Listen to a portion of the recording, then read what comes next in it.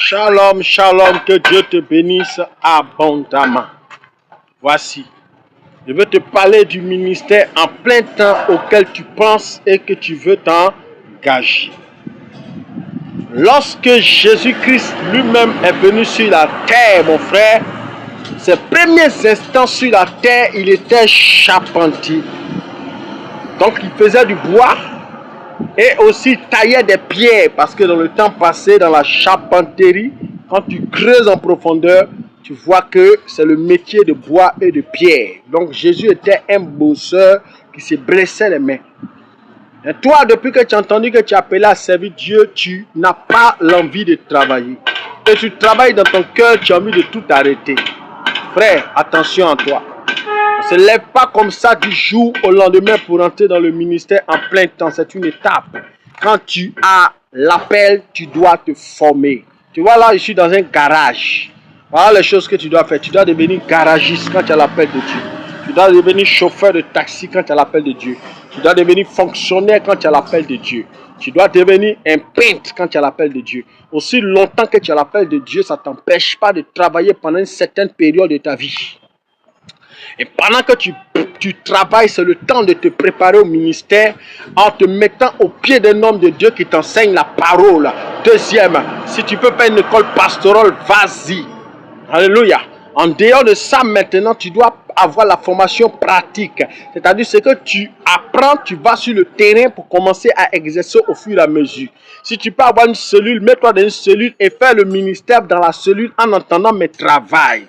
Jusqu'au temps marqué de Dieu. Pourquoi le temps marqué? Il n'y a personne qui se lève de lui-même pour devenir pasteur. Même si tu es né pour devenir pasteur, un jour, il y a ce qu'on appelle le temps de la manifestation de l'appel.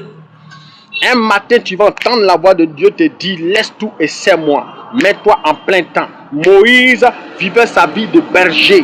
Il est en train de s'occuper des troupeaux d'un homme. Donc pendant ta vie sur terre, tu dois travailler pour les hommes. Si possible, bâtir ta propre entreprise.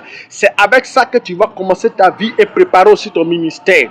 En attendant, mon frère, Moïse reçoit la vision pendant qu'il est en train de travailler pour Jéthro. C'est là qu'il voit une vision de Dieu qui lui dit, laisse tout et sais-moi. C'est ce qui se passe quand on est serviteur de Dieu. Quand on appelle à servir Dieu, un matin, Dieu nous parle et nous dit, jette tout et suis-moi. Comme il a dit à Pierre, laisse ton filet là et prends le chemin et suis-moi, je ferai de toi pécheur d'hommes. Aussi longtemps que Dieu ne te parle pas, ne laisse pas ton travail. Aussi longtemps, même si un prophète te le dit, dis à Dieu qui a parlé à ce prophète de venir lui-même à toi pour te parler et te confirmer. Parce que souvent certains prophètes te poussent au plein temps. Pourquoi? Parce qu'ils sentent ton zèle, ta dévotion et ta rage. Mais le zèle et la dévotion ne veut pas dire plein temps. Tu peux sentir dans ton cœur une rage, un désir de tout laisser pour servir Dieu. Mais attention, n'écoute pas ce que tu sens là. C'est une trahison, hein. Ça va te trahir. Tous ceux qu'on appelle de Dieu ressentent un feu dans le cœur. Le feu là les dérange, tu dis laisse tout, c'est moi. Ça là, il ne faut jamais écouter. Première condition pour être en plein temps. Soit tu as une activité qui te rapporte un peu d'argent et tu arrives à manger, payer ta maison et tu sais Dieu tranquillement. Ça c'est la première condition. Parce que Dieu ne t'a rien dit. Aussi longtemps que Dieu ne t'a pas parlé, tu dois travailler et continuer à servir Dieu. Deuxième condition, Dieu doit te parler. Dieu doit te parler. J'insiste, Dieu doit te parler pour que tu laisses tout. Parce qu'il y a des gens comme Moïse, Dieu leur dit laisse tout. Tu dois le faire. Tu dois laisser quand Dieu te dit. Mais aussi longtemps que Dieu ne t'a rien dit, ne laisse pas. Troisième condition, tu dois avoir un peuple. Quand Dieu ne t'a toujours rien dit, tu dois avoir un peuple. Tu vois 50, 100, 200 personnes commencent à te suivre. Laisse tout, c'est Dieu. C'est une manière que Dieu est en train de te parler aussi. Parce que tu ne pourras pas à la fois être en train de travailler et diriger 100 personnes. Ce n'est pas possible. Tu vas devoir tout quitter pour pouvoir te concentrer sur ces armes. Mais je te promets que lorsque tu es appelé à servir Dieu, quand le temps du plein temps arrive, Dieu te parle. Aussi longtemps que Dieu ne t'a pas parlé, ne fais pas comme les gens.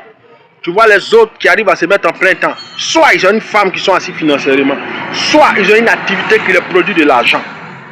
C'est moi qui te parle. Si tu ne m'écoutes pas, tu vas avoir tes yeux pour pleurer. Tu vas devenir un mendiant spirituel, un demandeur d'argent pour manger. Alléluia. Ce n'est pas que tu fasses ces bêtises que tu parles. Shalom, que Dieu te bénisse.